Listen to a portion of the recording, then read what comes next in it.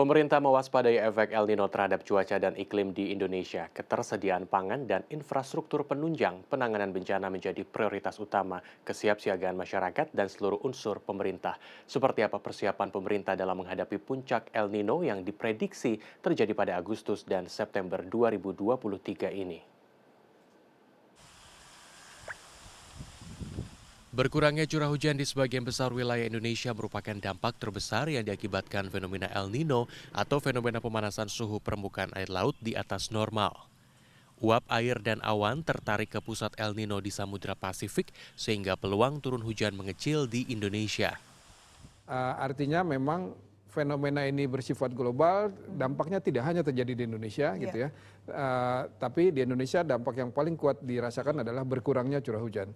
Nah, jadi ketika kita di musim kemarau, sudah dalam musim kemarau ditambah ada El Nino, jadi semakin kering wilayah kita. Itu dampak yang jelas bisa terjadi. Gitu. Berdasarkan data BMKG Juli ini, 63% wilayah Indonesia telah memasuki musim kemarau.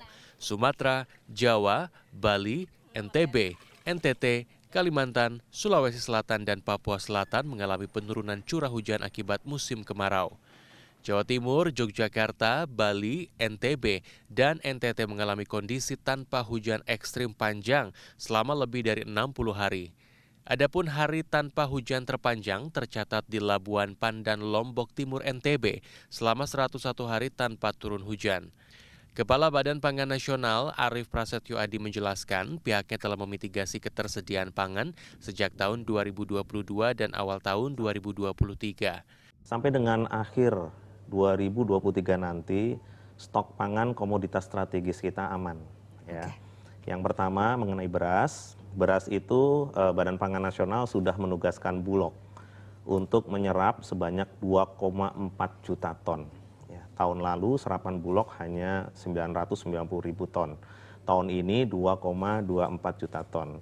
Badan Pangan mencatat per 28 Juli 2023, total cadangan beras Bulog berada di angka 800,4 ribu ton dan sesuai perintah Presiden dalam 1 bulan ke depan harus berada di 1 juta ton. Adapun produk pangan lainnya seperti daging ayam dan daging sapi sudah di stok lebih awal dengan menggunakan cold storage. Gerakan pangan murah dan pemerataan stok pangan bakal dilakukan setiap hari untuk menjaga stabilitas harga. Kepala Badan Nasional Penanggulangan Bencana (BNPB) Suharyanto mengatakan akibat perubahan iklim dan efek El Nino berpengaruh terhadap ketersediaan pangan. Di belahan wilayah negara Indonesia, contohnya di Papua ini Mbak, yang kita akan berangkat ke sana untuk memberikan bantuan. Di sana ada hujan es, jadi tanaman-tanaman masyarakat jagung ini mati karena ada fenomena kedinginan yang luar biasa, sehingga ada beberapa ribu orang masyarakat Papua, letaknya di Papua Tengah ini, yang mengalami kelaparan ini, sampai ada yang 6 orang meninggal. BNPB mengimbau kepada setiap daerah untuk memastikan ketersediaan air, terutama wilayah yang biasanya timbul kekeringan.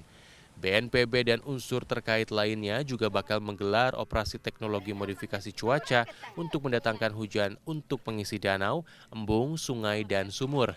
Selain kekeringan, BNPB juga memitigasi potensi kebakaran lahan dan hutan di 6 provinsi prioritas yaitu Sumatera Selatan, Riau, Jambi, Kalimantan Barat, Kalimantan Selatan, dan Kalimantan Tengah.